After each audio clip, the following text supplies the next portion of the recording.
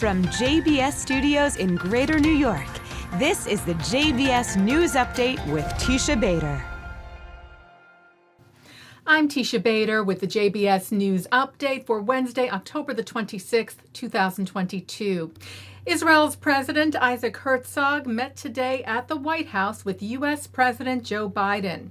Herzog called the visit an expression of true friendship. You are a true friend of Israel, Mr. President, and the United States is our closest, strongest historical ally. And I'm very proud to come here as the head of state of the State of Israel to express my feelings of friendship and bonding and the unbreakable bond between our nations.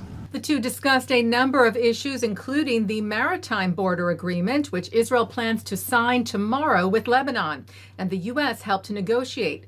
Biden telling Herzog the deal took courage on Israel's part. The president also reiterated the strength of U.S. support for Israel. I'll say this 5,000 times in my career. The Ironclad commitment the United States has to Israel based on our principles, our ideas, our values. They're the same values. And Herzog referred to the timing of his visit and the significance of that. You know, we have elections in Israel, and you are having midterm elections in the United States. But one thing is clear, and I think this visit epitomizes it best, is that our friendship and strong bond transcends all political differences and opinions and parties. And I hope that together we can continue to work towards the well-being of the State of Israel, the United States, and the world at large. Yesterday, Herzog met with Speaker of the House Nancy Pelosi at the U.S. Capitol, calling her a true and longtime friend of mine and of Israel's, and conveyed a similar message about Israel-U.S. ties being above all government and political disagreements. Herzog also met with U.S. National Security Advisor Jake Sullivan, saying we discussed our shared concerns about Iran, a threat to regional and global stability. And Herzog had what he called a terrific meeting with U.S. Secretary of State Antony Blinken, saying we discussed the evolving reality in the Middle East, normalization, and adding more countries to the circle of regional peace. And marking 2 years since normalization between Israel and the United Arab Emirates and Bahrain, with the signing of the Abraham Accords, Herzog participated last night in an Atlantic Council event with former U.S. Ambassador to Israel Dan Shapiro, addressing topics including the situation in Ukraine. Herzog presented slides proving, he said, that Iranian drones are participating in the war in Ukraine against innocent Ukrainian civilians. And former chairman of the Jewish Agency and present chairman of the Babin Yar Holocaust Memorial Center Board, Natan Sharansky, was in Ukraine last night meeting with President Vladimir Zelensky in Kyiv. Sharansky told the Times of Israel right after the meeting of the conversation with Zelensky that he said that neutrality only encourages a union between Russia and Iran. He spoke about the importance of protecting the skies and said that Israel is one of the few countries that can be helpful. Zelensky has of late expressed deep disappointment that Israel has not done more for Ukraine, like supplying it with weapons. But French news agency AFP reported that in a press conference in Kyiv, Zelensky noted a positive shift.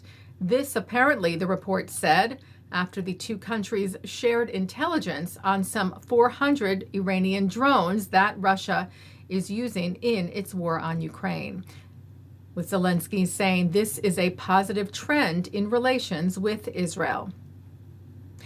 And as I mentioned, Israel's maritime border agreement with Lebanon is set to be signed tomorrow. The Times of Israel reports that Israeli Prime Minister Yair Lapid will sign the agreement in his office in Jerusalem at noon local time, and then the Israeli negotiating team, the Lebanese team, U.S. Special Envoy Amos Hochstein, and UN officials will head to the UN base in Nakura on the Lebanese border for the official ceremony. Meanwhile, gas production from Karish, one of the gas fields that are part of the maritime agreement, began today. Gas company Energian posted a countdown to the extraction from the Karish main O2 well. 10, 9, 8, 7, 6, 5, 4, 3, 2, 1, go! Woo! Good job. Taking a look now at our programming for tonight on JBS for Wednesday, October the 26th. At 7 o'clock, it's Talmud Study. At 7:32, in commemoration of Pittsburgh's Tree of Life synagogue shooting. I'm joined by Rabbi Jeffrey Myers of the Tree of Life congregation and Eric Schuman, executive producer of a new HBO film that documents the tragedy and its aftermath. At 8 o'clock, for the second anniversary of the Abraham Accords, Rabbi Erez Sherman speaks to Dan Shapiro about the signing of the historic agreement, the threat from Iran, and more from Sinai Temple in Los Angeles. At 9, Mark Golub is joined by Mort Klein, Carolyn Glick, Eric Yoffie, and Laura E. Adkins to discuss President Biden's relationship to Israel and American Jewish leadership's ability to advocate effectively for the Jewish state. At 10:30, Rabbi Emil Hirsch talks about the spirit of nonconformity. And coming up next, it's Thinking Out Loud. And that's the JBS News Update for Wednesday, October the 26th, 2022. I'm Teisha Bader. Stay healthy, stay well.